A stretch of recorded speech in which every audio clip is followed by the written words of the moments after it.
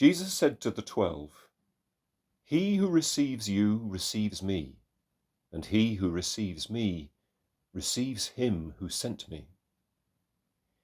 He who receives a prophet because he is a prophet shall receive a prophet's reward, and he who receives a righteous man because he is a righteous man shall receive a righteous man's reward. And whoever gives to one of these little ones even a cup of cold water because he is a disciple, truly, I say to you, he shall not lose his reward." I'm sure that most of us find ourselves concerned by some of the trends we see developing within society from time to time. One of the ones that troubles me is an underlying conviction that we see in some of our policymakers, and I'm talking across the political spectrum here, this isn't a political point I'm making, that basically there is only one thing, one solitary thing that motivates human beings, which is money. Now, of course, there have always been individuals for whom that was most certainly the case. The only thing that interested them and motivated them was money. But I would sincerely hope that most human beings, of all faiths and none, have a little more vision and a little more moral integrity than that. And I should also point out that money in and of itself is not actually the problem. After all, money is important. Money gets things done. Money can achieve a great deal of good used in the right way. The problem is, as the Bible is so astute in observing, that the love of money is the root of all evil. I find it particularly disturbing when I see financial rewards applied to professions where the very suggestion of such an incentive is surely wholly inappropriate. A good example is the medical profession. Call me old-fashioned, but I do find the thought that offering doctors a financial incentive to roll out certain kinds of treatments, most commonly vaccinations, the idea of paying them extra money to do that is surely completely wrong. Any kind of medical treatment or intervention or preventative medicine should be based solely on patient need and patient welfare. What about those patients for whom a particular course of action might be less appropriate? At what point does financial incentive risk clouding professional judgment? Why am I speaking about this today? Because today's gospel reading is all about reward, particularly the notion of a righteous man's reward, as our gospel reading puts it, which does raise the question of what kind of reward is meant here. But let's begin just by considering the kind of reward that really is represented by money. Born in 1851, the Norwegian writer Arne Garborg wrote this: "It is said that for money you can have everything. But you cannot. You can buy food, but not appetite. Medicine, but not health. Knowledge, but not wisdom. Glitter, but not beauty. Fun, but not joy. Acquaintances, but not friends. Servants, but not faithfulness. Leisure, but not peace.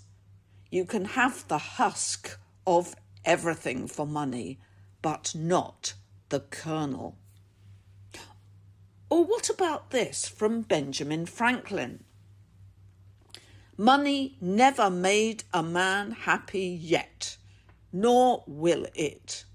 The more a man has, the more he wants. Instead of filling a vacuum, it makes one."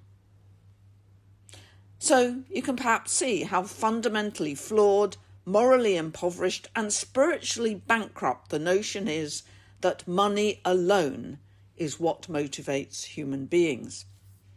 Now let's return to our gospel reading again. It's rather a pity that the short reading that we heard today, which is the passage that's set for today, has been separated from the passage that immediately comes before it, which, as it happens, was the gospel passage that we heard last Sunday, which, if you remember, was all about Jesus coming not to bring peace on earth, but a sword, and dividing family members one from another. The point being, as I suggested last week, not that Jesus actively wishes to tear families apart, but rather that his very presence, the light that Christ brings, so illuminates the darkness within our hearts that it inevitably divides people. There are those who see that light for what it is and embrace it, and there are those who regard it as an uncomfortable threat and seek to destroy it. So here, Jesus moves on a stage to speak of the consequence of the reward that is the natural outcome of taking the first of those paths and embracing the light. And you can be absolutely certain that the one thing that Jesus was not talking about here was a reward that was financial. Indeed, I have in the past been extremely startled to hear more than once eye-wateringly wealthy Christians, always tending to be from the more fundamentalist wing of the church, firmly of the view that their own material well-being was God's reward to them for their faithfulness. Surely, if they are reading their Bibles attentively, they should instead be very, very afraid. And go and read the passages about wealth in the Gospels one more time, especially that bit about the camel and the needle's eye. But that's material for another reflection. So, to return to our theme, what are the riches of the righteous man? The rewards to which our passage refers. Perhaps the best, most thought-provoking and most timeless answer to that is to be found in the prayer of an anonymous individual, sometimes thought to have been a Confederate soldier from the American Civil War.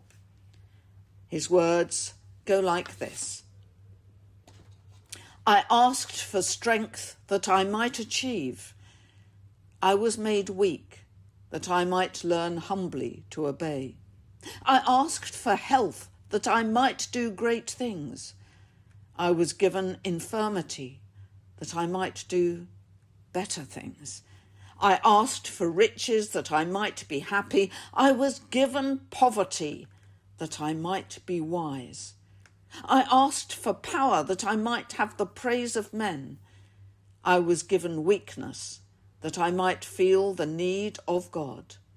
I asked for all things that I might enjoy life. I was given life that I might enjoy all things. I got nothing that I asked for, but everything that I hoped for, almost despite myself. My unspoken prayers were answered. I am among all men most richly blessed.